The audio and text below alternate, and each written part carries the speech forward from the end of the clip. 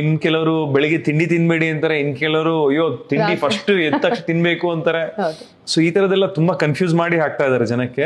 ಊಟ ತಿಂಡಿ ಟೈಮಿಂಗ್ಸ್ ಪ್ರತಿಯೊಬ್ಬನ ಜೀವನ ಶೈಲಿ ಮೇಲೆ ಡಿಪೆಂಡ್ ಆಗಿರುತ್ತೆ. ನೀವು ಬೆಳಗ್ಗೆ ಬೇಗ ಎದ್ದೇಳೋ ಅಭ್ಯಾಸ ಇದ್ರೆ ತಿಂಡಿನ ಸ್ಕಿಪ್ ಮಾಡಕ್ಕಾಗಲ್ಲ, ತುಂಬಾ ಹೊಟ್ಟೆ ಹಸಿಯಕ್ಕೆ ಶುರು ಆಗುತ್ತೆ. ಅದೇ 9-10 ಗಂಟೆಗೆ ಇದ್ರೆ ತಿಂಡಿನ ಈಸಿಲಿ ಸ್ಕಿಪ್ ಮಾಡ್ಬೋದು.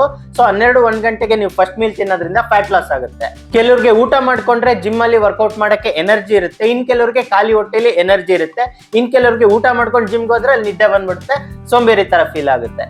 ನಿಮ್ಗೆ ಯಾವ್ದು ಕನ್ವೀನಿಯಂಟ್ ಅನ್ಸುತ್ತೋ ಅದನ್ನ ಫಾಲೋ ಮಾಡಿ. ಈ ಮೀಲ್ ಟೈಮಿಂಗ್ ಅನ್ನೋದು ಇಂಥ ಹೊತ್ತಲ್ಲೇ ತಿನ್ಬೇಕು, ಇಷ್ಟೇ ತಿನ್ಬೇಕು ಅನ್ನೋದು professional body builders, celebrities, fitness ಮಾಡೆಲ್ಗೆ ಮ್ಯಾಟರ್ ಆಗುತ್ತೆ.